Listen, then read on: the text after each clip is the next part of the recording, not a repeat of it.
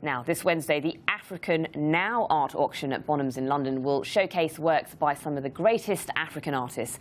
These pioneers lead Africa in a visual language that is increasingly being seen and acknowledged around the world. And I'm delighted to say the director of contemporary African art at Bonhams, Giles Peppiatt, joins me now. Giles, thanks very much for coming in. Now, this is not the first time this has been run at Bonhams. You said between 7 to 8 years you've been running this. But there has been a surge, a notable surge, particularly here in London, of people wanting to buy African art.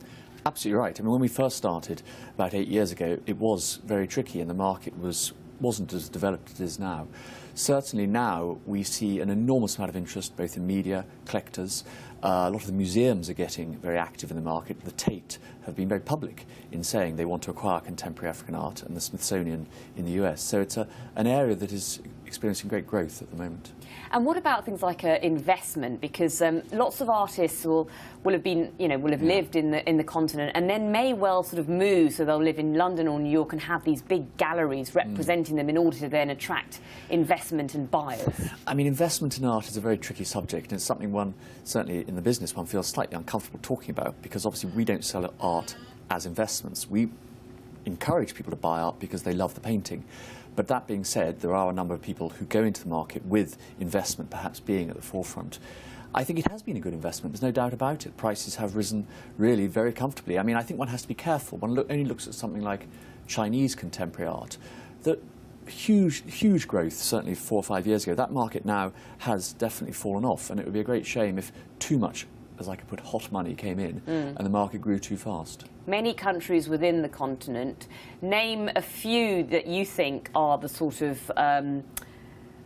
seeing a trend in the number of artists coming out of them. I mean, the main country is Nigeria, and that won't be a surprise, I'm sure, to most people. It is the dominant economy in Africa, and certainly artistically also it provides a lot of the best artists. And there are an enormous number of very wealthy Nigerians who wish to purchase modern Nigerian art. I mean, I think that, as I was hinting at, a lot of the buyers are not from Africa, and certainly the ones from outside of Africa, they perhaps have a more Catholic approach, and it doesn't really matter which country they're coming from. They will just buy it because they reckon it's a good example of a type. But certainly Nigeria is a very strong market at the moment. We often see replicas of textile prints and things like that. Are there any political messages, do you think, within the artwork that you're seeing, even in the most abstract of ways? I'm sure there are, and I mean, certainly there is so much going on in Africa that you can't resist that. And look at somewhere like Zimbabwe, where there's been a huge amount of upheaval. The artists there do have a very political message. I will say the problem with Zimbabwe is, sadly, there's no money there, so the art doesn't really feature on auctions because it's not worth very much, which is sad, but it's just an economic truth.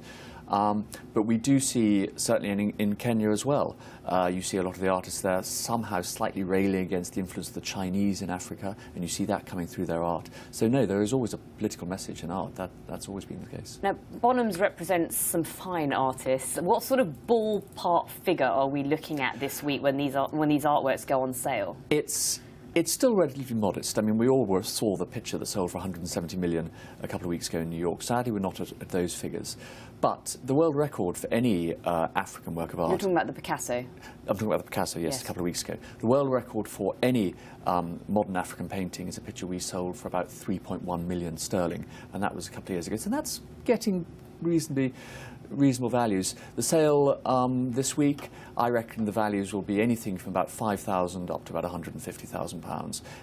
I don't think we're going to get fireworks and have £1 million picture this time, but it's getting better. I mean, certainly, again, when you look at things about 5 or 6 years ago, the values are probably half that. So it's a market that's growing. Now, if we look back in the mid to late 90s, and we think about Chris O'Philly and the type of stuff that he was doing, he was using unusual textures within his artwork. Yeah. I'm talking specifically about the elephant dung, which made so much controversy within the Turner Prize.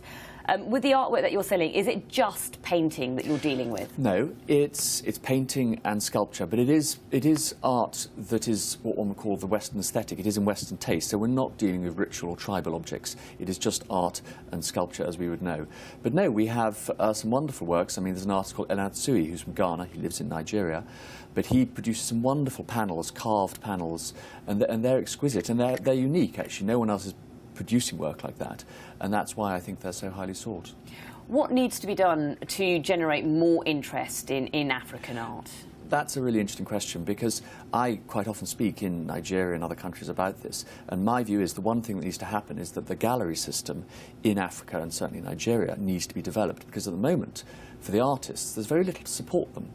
And a lot of the collectors think they're being, to put it bluntly, clever by going around the edge of the galleries and going straight to the artists, but in fact, they're biting off their nose to spite their face, because what happens then is the galleries don't invest in the artist because there's no point, because there's no loyalty, and therefore the artists don't develop.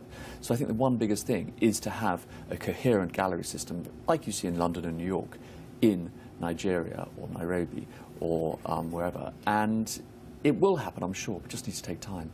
What's your view on celebrity endorsement in helping to kind of, as a springboard for artists up and coming? I'm very relaxed about it. I think you can't be too pious about these things, and if a celebrity buys a certain artist and then wishes to say publicly they have, well, good for them and good for that artist. And yes, it can have an effect, certainly. I mean, we live in a world of celebrity culture, and I think we just have to accept it. And no, I have no problem with it, and it could be the artist is worthy, and maybe not, who knows. But if that's what happens, that's what happens. And in terms of sort of rising stars, who have you got your eye on? Well, I mentioned Elan Atsui. Yes. I think he's an amazing artist, and the works we're selling, I think, are just wonderful examples. There is the major Nigerian artist called Ben Nwanwu, and he is almost the father of Nigerian art, was the first post-war artist. He produced some wonderful work, very good sculpture. We've got some wonderful examples. I can see one on your screen there. And so he is someone. And then there's a few other artists, Uzo Ngono, who's another Nigerian. He actually lived, he was more rather like Christopher, tended to live most of the time here in London. But no, there are a lot of very good artists, and I hope that in maybe 20 years' time we will be hitting the £1 million figures for these artists, and it should be so. It's an industry where you do live hand to mouth in terms. No, not you. No, the artists. The artists, yes. Because if you don't sell anything, you're obviously not going to earn any money, and often you find that people who go into that world are from privileged backgrounds. So how do you encourage people from less privileged backgrounds who are talented to take that leap of faith? That's, again, an interesting question. Certainly, with regard to Africa, a lot of the artists that are starting there have essentially been scouted, and that would be by galleries in that area, and by the museums. As I mentioned, the Smithsonian, all these museums are out there looking for the artists now that will be the stars of tomorrow. We don't actually do that ourselves, but certainly there are people doing it, and I hope they can pick up these people. OK, Giles, thanks very much for coming in, and good luck with the auction. Thank you very much. Thank you.